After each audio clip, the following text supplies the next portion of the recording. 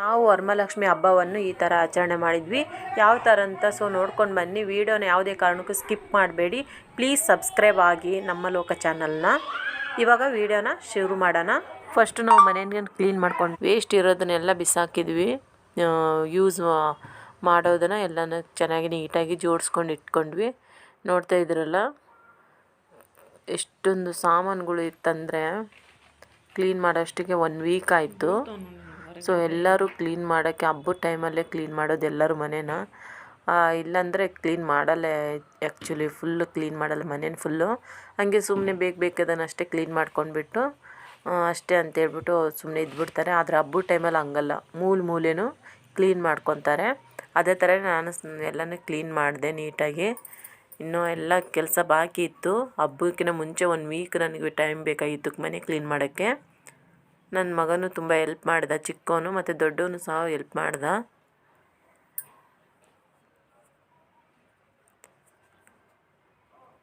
ಪ್ರತಿಯೊಂದು ನೋಡಿ ನನ್ನ ಮಗ ನನಗೆ ಇನ್ನೊಂದು ಸ್ವಲ್ಪ ಕೆಲಸ ಫ್ರೀ ಆಗಿ ಅಂತೇಳಿ ಅಂದ್ಕೊಂಡ್ರೆ ಇವನು ಒಬ್ಬರ ಬಾಕ್ಸಿಗೆ ಚುಚ್ಚಾಕ್ಬಿಟ್ಟು ಏನೋ ಕೆಲಸ ಮಾಡ್ತಾಯಿದ್ದಾನೆ.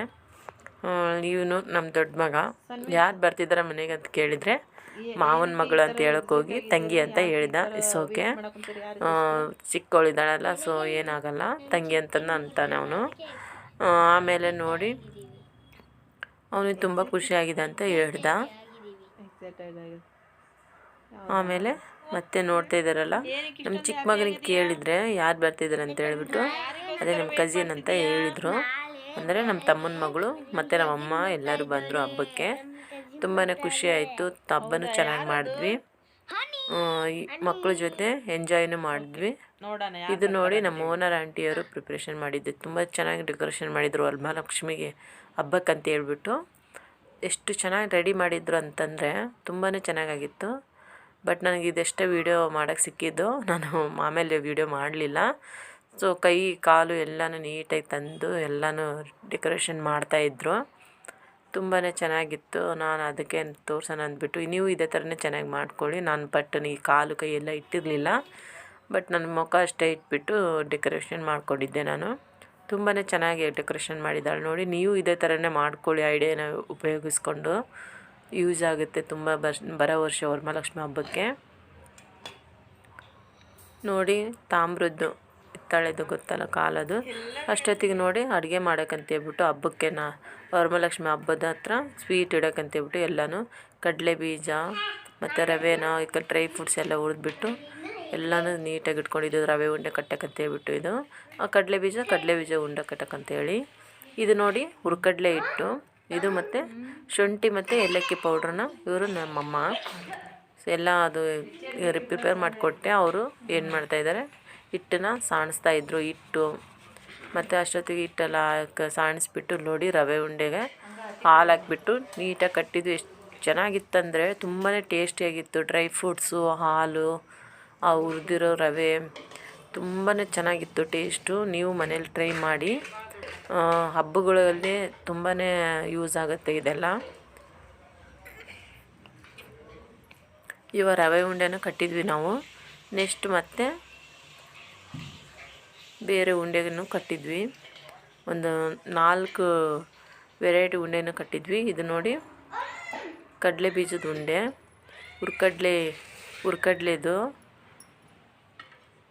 ಹುರ್ಕಡಲೆ ಉಂಡೆನೂ ಕಟ್ಟಿದ್ವಿ. ನಮ್ಮ ತಮ್ಮನ ಹೆಂಡತಿ ಮತ್ತು ನಮ್ಮಮ್ಮ ಬಂದಿದ್ದಕ್ಕೆ ತುಂಬ ಹೆಲ್ಪ್ ಆಯಿತು ನನಗೆ. ಇದು ನೋಡಿ ಹುರ್ಕಡ್ಲೆದು ಉಂಡೆ. ತುಂಬಾ ಈಸಿ.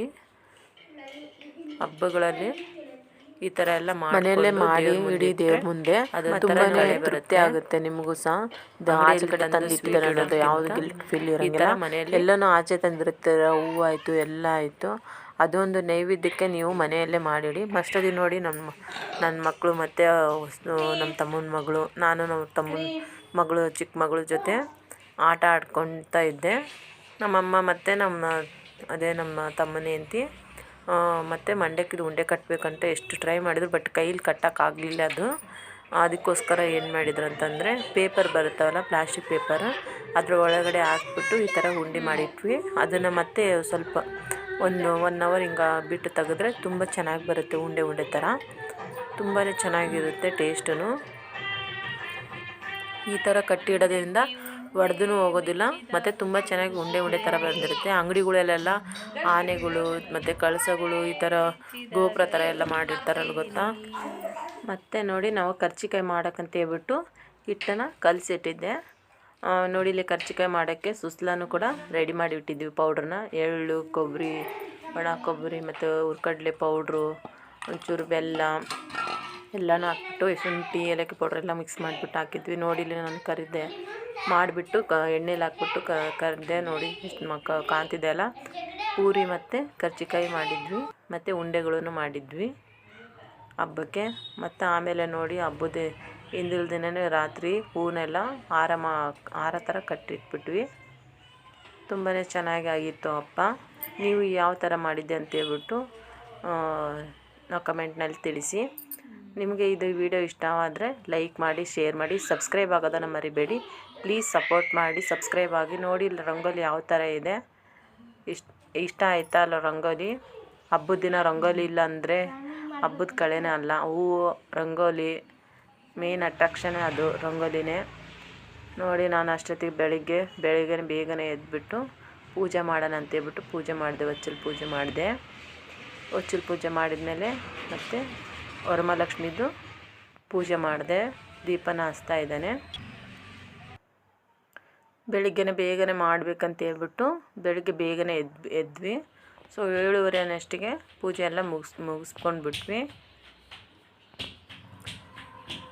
ಆಮೇಲೆ ನೋಡಿ ಪೂಜೆ ಎಲ್ಲ ಆಯಿತು. ಪೂಜೆ ಎಲ್ಲ ಆದಮೇಲೆ ಮತ್ತೆ ನೈವೇದ್ಯಕ್ಕೆ ಒಬ್ಬಟ್ಟು ಮಾಡಬೇಕಂತ ಹೇಳ್ಬಿಟ್ಟು ತಯಾರು ಮಾಡ್ಕೋಬೇಕು. ಈ ಫಸ್ಟು ಪೂಜೆದೆಲ್ಲ ಒಂದು ವೀಡಿಯೋ ಮಾಡೋಣ ಅಂತೇಳ್ಬಿಟ್ಟು ವೀಡಿಯೋ ಮಾಡ್ತಾಯಿದ್ದೆ. ಯಾವ ಥರ ಇದೆ ಅಂತೇಳ್ಬಿಟ್ಟು ಕಮೆಂಟಲ್ಲಿ ತಿಳಿಸಿ. ಇದು ನಮ್ಮ ಮನೆ ದೇವರು, ನಮ್ಮ ಮನೆ ದೇವ್ರ ಮನೆ ನೋಡ್ತಾ ಇದ್ದೀರಲ್ಲ. ರಾಯರ ಫೋಟೋ, ತಿರುಪತಿ ಫೋಟೋ, ದುರ್ಗಾ ಪರಮೇಶ್ವರಿ, ಯಲ್ಲಮ್ಮ, ವೀರಭದ್ರೇಶ್ವರ ಎಲ್ಲರಿಗೂ ಹಾರ ಹಾಕ್ಬಿಟ್ಟು ಚೆನ್ನಾಗಿ ಪೂಜೆ ಮಾಡಿದ್ದೆ. ನನ್ನ ಮಗ ಮತ್ತು ನಮ್ಮ ಸೊಸೆ, ನಮ್ಮಮ್ಮ ಎಲ್ಲರೂ ಸೇರಿಬಿಟ್ಟು ಪೂಜೆ ಮಾಡಿದ್ವಿ.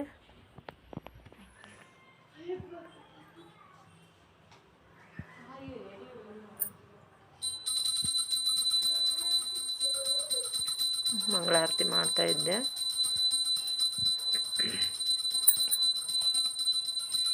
ಮಂಗಳಾರತಿ ಎಲ್ಲ ಆದಮೇಲೆ ಫೋಟೋನ ತಕ್ಕೊಂಡ್ವಿ, ವೀಡಿಯೋ ಮಾಡ್ಕೊಂಡ್ವಿ.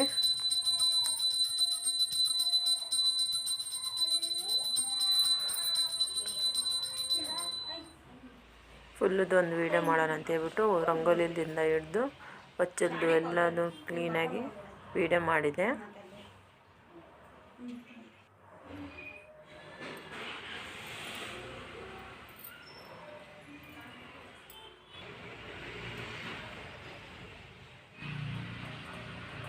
ನೋಡ್ತಾ ಇರ್ತಿದ್ರಲ್ಲ, ನಾವು ಮಾಡಿರೋಂಥ ಉಂಡೆಗಳು, ಕರ್ಜಿಕಾಯಿಗಳು ಎಲ್ಲ ನೈವೇದ್ಯಕ್ಕೆ ಇಟ್ಟಿದ್ದೇವೆ. ಬಾಳೆಹಣ್ಣು, ಹಸಿರು ಬಾಳೆ, ಬಾಳೆಕಂಬ, ಕಮಲ ಹೂವು ಎಲ್ಲನೂ ತಂದುಬಿಟ್ಟು ನೀಟಾಗಿ ಜೋಡಿಸಿದ್ವಿ ವರಮಹಾಲಕ್ಷ್ಮಿ ಹಬ್ಬದ ಟೈಮಲ್ಲಿ.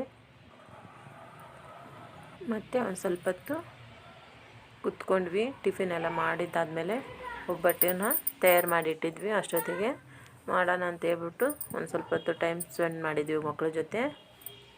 ಟೈಮ್ ಸ್ಪೆಂಡ್ ಮಾಡಿದ್ಮೇಲೆ ಫೋಟೋ ಮತ್ತು ವೀಡಿಯೋಸ್ ಎಲ್ಲ ಮಾಡ್ಕೊಂಡ್ವಿ. ಇವರು ನಮ್ಮಮ್ಮ.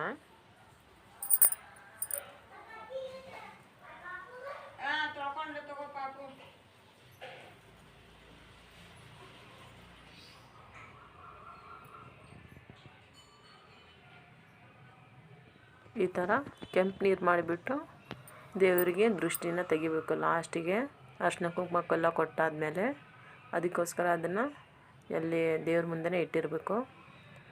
ನೋಡಿ ನನ್ನ ಮಗ ಉಂಡೆ ತಿಂತಾ ಇದ್ದಾನೆ. ಏನಂತ ಕೇಳಿದ್ದಕ್ಕೆ ಅವನಿಗೆ ಬೇಗ ಹೇಳಲೇ ಇಲ್ಲ, ನಾಚ್ಕೊಳ್ತಾ ಇದ್ದ. ಇವಳು ನಮ್ಮ ತಮ್ಮನ ಮಗಳು, ಚಿಕ್ಕ ಮಗಳು. ಇವಾಗ 3 ತಿಂಗಳು ಇವಾಗ ಹುಡುಗಿಗೆ. ಇದು ನೋಡಿ ಸಾಂಬಾರು ಕುದಿತಾ ಇದೆ, ಬದ್ನೆಕಾಯಿ ಪಲ್ಯನೂ ಮಾಡಿದೆ.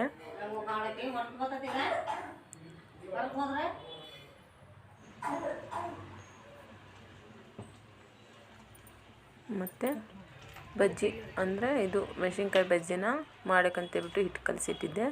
ನೋಡ್ತಾ ಇದ್ದೀರಲ್ಲ, ಮೆಣಸಿನ್ಕಾಯಿ ಬಜ್ಜಿನ ಬಿಡ್ತಾ ಇದ್ದೇನೆ ಒಂದೊಂದಾಗಿ. ಮಾಮೂಲಿ ಇಲ್ಲಿ ಬೆಂಗಳೂರು ಸೈಡೆಲ್ಲ ಸಿಗುತ್ತಲ್ಲ ಆ ಥರ ಮೆಣಸಿನ್ಕಾಯಿ ತೊಗೊಂಡಿದ್ದೆ. ನಮ್ಮದು ಹುಬ್ಳಿ ಸೈಡ್ ಆಗಿದ್ರೆ ಬೇರೆ ಥರ ಇರುತ್ತೆ ಮೆಣಸಿನ್ಕಾಯಿ. ಇಲ್ಲಿ ಒಂದು ಮೆಣಸಿನ್ಕಾಯಲ್ಲೇ 4 ಭಾಗ ಥರ ಮಾಡಿಬಿಟ್ಟು ಆರಾಮಾಗಿ ಮಾಡ್ಕೊಂಡು ತಿನ್ಬೋದು. ಅಲ್ಲೆಲ್ಲ ಒಂದು ಮೆಣಸಿನ್ಕಾಯಿಗೆ ಒಂದೇ ಬಜ್ಜಿ ಬರೋದು.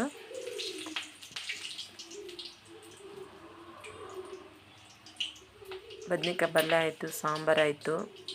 ಇವಾಗ ಮಿರ್ಚಿನೂ ಮಾಡ್ತಾಯಿದ್ದೇನೆ.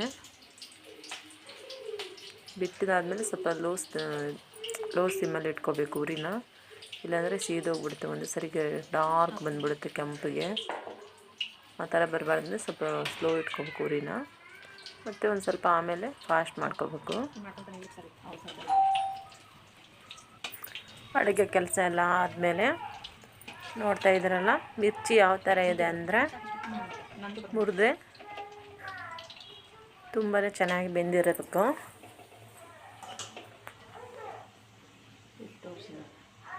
ಇದು ಮಿರ್ಚಿದೆಲ್ಲ ಆಯಿತು.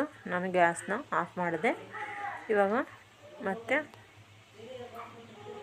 ತೋರಿಸ್ತಾ ಇದ್ದಾನೆ ನೋಡಿ ಮುರಿದ್ರೆ ಎಷ್ಟು ಕ್ರಿಸ್ಪಿಯಾಗಿದೆ, ತುಂಬಾ ಚೆನ್ನಾಗಿದೆ ಅಲ್ಲ. ನೀವು ಮನೇಲಿ ಇದೇ ಟ್ರೈ ಮಾಡಿ ನೋಡಿ, ಚೆನ್ನಾಗಿ ಹಸಿ ಏನಿರಬಾರ್ದು. ಇವಾಗ ಒಬ್ಬಟ್ಟು ಅದೇ ಹೋಳಿಗೆನ ಮಾಡೋಣ ಅಂತೇಳ್ಬಿಟ್ಟು ತಯಾರು ಮಾಡ್ತಾಯಿದ್ದೆ. ಸೊ ಯಾರು ವೀಡಿಯೋನ ಸ್ಕಿಪ್ ಮಾಡ್ದೇನೆ ನೋಡಿ.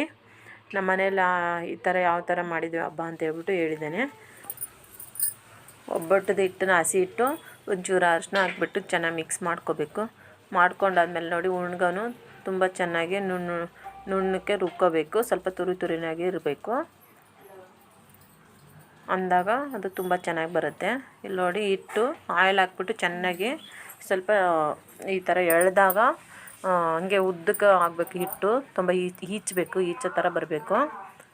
ತುಂಬಾ ಚೆನ್ನಾಗಿರುತ್ತೆ ನೋಡಿ. ಇವಾಗ ತುಪ್ಪ ಅಥವಾ ಎಣ್ಣೆ ಹಾಕ್ಕೊಂಡ್ಬಿಟ್ಟು ಚೆನ್ನಾಗಿ ತಟ್ಕೋಬೇಕು. ವಿಡಿಯೋನ ಸ್ಕಿಪ್ ಮಾಡಬೇಡಿ ಪ್ಲೀಸ್. ಸಬ್ಸ್ಕ್ರೈಬ್ ಮಾಡ್ಕೊಳ್ಳಿ, ಸಪೋರ್ಟ್ ಮಾಡಿ. ಈ ವರಮಹಾಲಕ್ಷ್ಮಿ ಹಬ್ಬದ ವಿಡಿಯೋ ನಿಮಗೆ ಯಾವ ಥರ ಇಷ್ಟ ಆಯ್ತು ಅಂತ ಕಮೆಂಟ್ ಮಾಡಿ. ಈ ವಿಡಿಯೋ ಇಷ್ಟವಾದರೆ ಲೈಕ್ ಮಾಡಿ, ಶೇರ್ ಮಾಡಿ, ಕಮೆಂಟ್ ಮಾಡೋದನ್ನು ಮರಿಬೇಡಿ. ಪ್ಲೀಸ್ ಸಬ್ಸ್ಕ್ರೈಬ್ ಮಾಡ್ಕೊಳ್ಳಿ. ವಿಡಿಯೋ ಸ್ಕಿಪ್ ಮಾಡಬೇಡಿ ಯಾವುದೇ ಕಾರಣಕ್ಕೂ. ನಾವು ಮತ್ತು ನಮ್ಮ ಫ್ಯಾಮ್ಲಿ ಜೊತೆ ನಮ್ಮಮ್ಮ, ನಮ್ಮ ತಮ್ಮನ ಹೆಂಡತಿ, ನಮ್ಮ ತಮ್ಮನ ಮಕ್ಕಳು, ನನ್ನ ಮಕ್ಕಳು ಎಲ್ಲರೂ ಸೇರಿಕೊಂಡು ಹಬ್ಬನ ಆಚರಣೆ ಮಾಡಿದ್ವಿ. ತುಂಬಾ ಖುಷಿ ಆಯಿತು. ಈ ವರಮಹಾಲಕ್ಷ್ಮಿ ಹಬ್ಬನ ತುಂಬಾ ಚೆನ್ನಾಗಿ ಸೆಲೆಬ್ರೇಷನ್ ಮಾಡಿದ್ವಿ. ಈ ಸಿಹಿ ತಿಂಡಿಗಳು ಮಾಡೋದರ ಜೊತೆ ಚೆನ್ನಾಗಿ ಊಟ ಮಾಡಿಕೊಂಡು ಎಂಜಾಯ್ ಮಾಡಿಕೊಂಡು ಮಕ್ಕಳ ಜೊತೆ ಆಟ ಆಡ್ಕೊಂಡಿದ್ವಿ. ಸೊ ಈ ವಿಡಿಯೋನ ಸ್ಕಿಪ್ ಮಾಡಬೇಡಿ. ನಿಮ್ಮ ಮನೇಲೂ ಸಹ ಇದೇ ಥರನೇ ವಿಡಿಯೋ ಮಾಡ್ತಾಯಿದ್ರೆ ನೀವು ಈ ವಿಡಿಯೋಗೆ ಇಷ್ಟವಾದರೆ ಲೈಕ್ ಮಾಡಿ, ಶೇರ್ ಮಾಡಿ, ಕಮೆಂಟ್ ಮಾಡೋದನ್ನು ಮರಿಬೇಡಿ. ಈ ಮಕ್ಕಳು ಹಿಡ್ಕೊಂಡು ಇಷ್ಟೆಲ್ಲ ಕೆಲಸ ಮಾಡೋದೇ ದೊಡ್ಡಾಗೋದು. ಮತ್ತು ಮಕ್ಕಳು ಸಹ ತುಂಬ ಎಂಜಾಯ್ ಮಾಡಿದ್ವು ಹೊಸ ಬಟ್ಟೆಗಳನ್ನು ಹಾಕ್ಕೊಂಡ್ಬಿಟ್ಟು. ನಾವು ಸಹ ಹೊಸ ಬಟ್ಟೆನ, ಹಬ್ಬ ಅಂದರೆ ಹೊಸ ಬಟ್ಟೆ ಹಾಕ್ಕೊಳ್ಳೋದು, ಮತ್ತು ರಂಗೋಲಿ ಹಾಕೋದು, ಮತ್ತು ಹಬ್ಬದ ಅಡುಗೆಗಳನ್ನು ಮಾಡೋದು. ನೋಡ್ತಾ ಇದ್ದೀರಲ್ಲ, ಒಬ್ಬಟ್ಟಿಗೆ ಈ ಥರ ಬಟರ್ ಪೇಪರಲ್ಲಿ ಹಾಕಿಟ್ಟಿದ್ದೆ. ಅಂದರೆ ಬಿಸಿನೇ ಇರುತ್ತೆ, ತುಂಬ ಸಾಫ್ಟಾಗಿರುತ್ತೆ. ಈ ದಿನ ನಮ್ಮದು ಈ ಥರ ವರಮಹಾಲಕ್ಷ್ಮಿ ಹಬ್ಬದ ದಿನದಂದು ಈ ಥರ ನಾವು ವಿಡಿಯೋ ಎಲ್ಲ ಮಾಡಿಕೊಂಡು ಸೆಲೆಬ್ರೇಷನ್ ಎಲ್ಲ ಚೆನ್ನಾಗಿ ಮಾಡ್ಕೊಂಡ್ವಿ. ನೋಡಿ ವರಮಹಾಲಕ್ಷ್ಮಿ ಹಬ್ಬದ ಡೆಕೋರೇಷನ್ ಯಾವ ಥರ ಇದೆ ಅಂತ ನೋಡ್ತಾ ಇದ್ದೀರಲ್ಲ, ಯಾವ ಥರ ಡೆಕೋರೇಷನ್ ಮಾಡಿದೆ ಅಂತೇಳ್ಬಿಟ್ಟು.